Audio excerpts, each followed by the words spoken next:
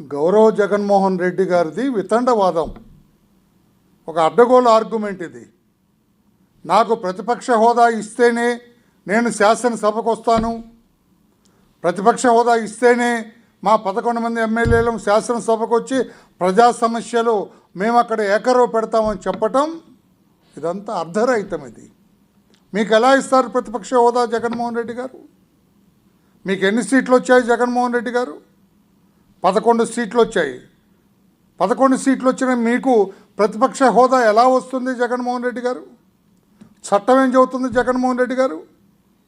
ఆ మాత్రం ఇంగిత జ్ఞానం లేకపోతే ఎట్లాగా? 1/10 ఉండాలి స్ట్రెంగ్త్. ఎమ్మెల్యేలు 170 మంది, 175 మంది, 175 మంది 10% అంటే ఎంత? 18 మంది మినిమం ఉండాలా? మీకు ఎంతమంది ఉన్నారు? 11 మంది ఉన్నారు. మీరు ఎలా అవుతారు? క్వశ్చన్ లేదు కదా, అసలు మీరు అయ్యే అవకాశం లేదు కదా. చట్టం క్లియర్గా చెబుతుంది కదా, కోరం ఎంత ఉందో అంత మినిమం ఉండాలి. కోరం 1/10 అంటే మీకు 18 మంది కావాలా? ఎందుకు వితండవాదం చేస్తున్నారు? ఏదో మీకు రావాల్సింది చంద్రబాబు గారు ఆపారు, అయ్యన్న పాత్రుడు గారు ఆపారు, మీకు ఇవ్వటం లేదన్నట్లుగా ప్రజల్ని ఎందుకు తప్పుదోవ పట్టిస్తున్నారు?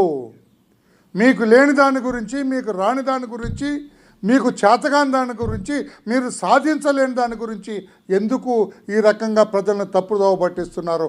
మీకు ప్రతిపక్ష హోదా వచ్చే అర్హత లేదు. 11 మంది శాసనసభ్యులు ఉన్న మీకు ప్రతిపక్ష హోదా రాదు. 18 మంది ఉంటే తప్ప మీకు ప్రతిపక్ష హోదా రాదు. మీరు గుర్తు చేసుకోండి, మీరు ముఖ్యమంత్రిగా ఉన్నారు. ఆ రోజు చంద్రబాబు నాయుడు గారికి 23 సీట్లు ఉన్నాయి, 4 ఎమ్మెల్యేలు ప్రక్కవెళ్ళిపోయారు, 19 మిగిలారు. 19 మిగిలితే మీరేమన్నారు? ఇంకొకరిని లాగేస్తే మీకు ప్రతిపక్ష హోదా కూడా ఉండదు చంద్రబాబు గారు అని చెప్పింది మీరు కాదా? What does it mean? అంటే అర్థం ఏంటి? 18 మంది తగ్గితే ప్రతిపక్ష హోదా రాదు అని మీరు అన్నారు మీ నోటితో. మీరు ఇప్పుడేంటి ఈ వేషాలేంటి, ఈ డ్రామాలేంటి? ఏదో చంద్రబాబు గారు ఆపినట్టు, అయ్యన్న పాత్ర కూడా ఆపినట్టు. అందుకే రాష్ట్ర ప్రజలందరికీ కూడా నేను తెలియజేస్తున్నా, జగన్మోహన్ రెడ్డి అంత అబద్ధాలు ఆడుతున్నాడు. ఆయనకు ప్రతిపక్ష హోదా ఇచ్చే అవకాశం లేదు, చట్టం ఒప్పుకోదు. 18 మంది ఉంటే తప్ప అతనికి ప్రతిపక్ష హోదా వచ్చే అవకాశం లేనే లేదు. ఇదంతా తప్పుదోవ పట్టిస్తున్నాడు. అతనికి శాసనసభలో మాట్లాడటానికి అతనికి సబ్జెక్ట్ లేదు కనుక, అతను మాట్లాడలేడు కనుక అతనికి శాసనసభకి రావట్లేదు తప్పితే ప్రతిపక్ష హోదా అతనికి రాదు రాదు రాదు. పైగా ఏంటి, మీరు ఎట్లా జీతాలు తీసుకుంటారా? 19 నెలల నుంచి జీతాలు తీసుకుంటున్నారు. ఎమ్మెల్యేగా మీరు ఏం పని చేస్తారని జీతాలు తీసుకుంటారు? ప్రజాస్వామ్యం దుర్వినియోగం చేస్తున్నారు. నెలకు 3 లక్షల పైన కొట్టేస్తున్నారు. మీరు ప్రజాస్వామ్యం దుర్వినియోగం చేస్తున్నారు. భవిష్యత్తులో కూడా దుర్వినియోగం చేస్తారు. ఒకసారి గుండె మీద చేసుకోండి.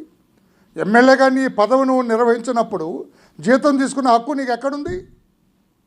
ఒక్కసారి ఆలోచన చేయమని చెప్పి కూడా జగన్మోహన్ రెడ్డి గారికి తెలియజేస్తూ, నీవు నిజంగా ప్రజలు నిన్ను గెలిపించిన ప్రజలకి న్యాయం చేయాలని, వారి సమస్యలు నువ్వు శాసనసభలో ప్రస్తావించాలి, ప్రభుత్వ దృష్టికి తీసుకెళ్ళాలంటే రా.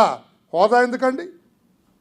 ఆనాడు కాంగ్రెస్ ప్రభుత్వం ఉన్నప్పుడు పుచ్చలపల్లి సుందరయ్య గారు గన్నవరం ఎమ్మెల్యేగా ఒక్కరే ఉండేవారు. ఆ రోజున ఆయన శాసనసభకు వస్తుంటే శాసనసభ అంతా భయపడేది.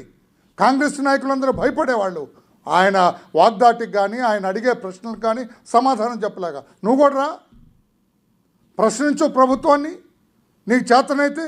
అంతేగాని ప్రజల్ని తప్పుదోవ పట్టించొద్దని చెప్పి కూడా జగన్మోహన్ రెడ్డి గారికి కాస్తో కోస్తో చట్టం తెలిసిన వాడుగా తెలియచేస్తున్నా. Thank you.